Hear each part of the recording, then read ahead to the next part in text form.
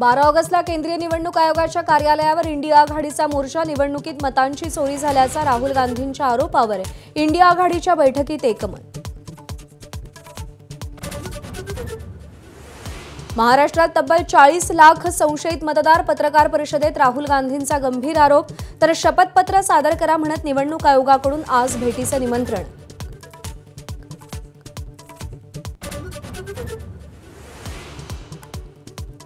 दिल्लीमध्ये उद्धव ठाकरेंच्या पत्नी रश्मी ठाकरे आणि काँग्रेस नेत्या सोनिया गांधींची भेट। राहुल गांधींच्या घरी झालेल्या बैठकीच्या वेळी दोघींमध्ये चर्चा झाल्याची माहिती।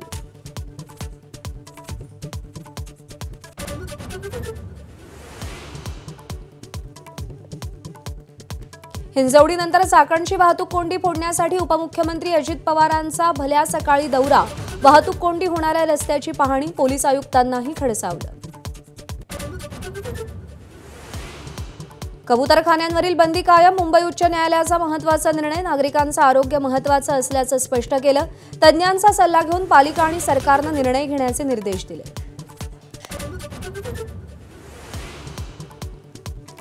महादेवी हत्तीणीबाबत महाधिवक्त्यांसह मठाच्या आणि मंताराच्या वकिलांची आज चर्चा होणार।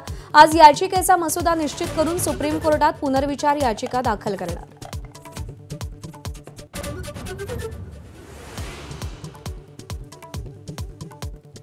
यंदा अनंत चतुर्दशी आणि गोपाळकाल्याची सुट्टी नाही। सामान्य प्रशासन विभागाचा निर्णय। सार्वजनिक सुट्टी पूर्ववत करा। गणेशोत्सव समन्वय समितीची मागणी।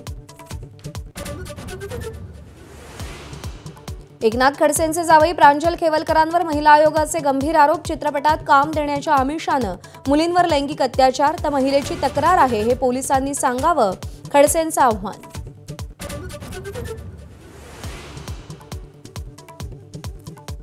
तुळजापूर ड्रग्ज प्रकरणातील आरोपीकडून महसूल मंत्री चंद्रशेखर बावनकुळेंनी सत्कार स्वीकारला।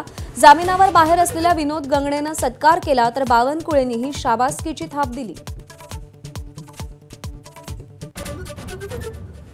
सोलापुरात गोपीचंद पडळकरांच्या कार्यकर्त्यांचं अपहरण करून हत्येचा प्रयत्न। अपहरणकर्ता शरद पवारांच्या राष्ट्रवादीचा समर्थक असल्याची माहिती। आरोपीसह 6 साथीदारांना पोलिसांकडून अटक। टॅरिफ वॉरला नवं वळण। डोनाल्ड ट्रम्प यांच्या टॅरिफ बॉम्बनंतर चीन चक्क भारताच्या बाजूनं। व्यापार धोरणांचा गैरवापर होत असल्याची अमेरिकेवर टीका।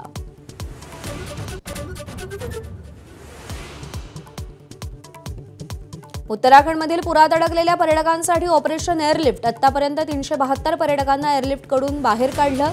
महाराष्ट्रातील 35 पर्यटकांचा समावेश। कपिल शर्माच्या कॅनडामधील कॅफेवर महिन्याभरात दुसऱ्यांदा गोळीबार। मुंबई पोलीस सतर्क। सुरक्षा देण्याची शक्यता। तर लॉरेन्स बिश्नोई आणि ढिल्लो गँगनं हल्ल्याची जबाबदारी स्वीकारली। एबीपी माझा, उघडा डोळे बघा नीट।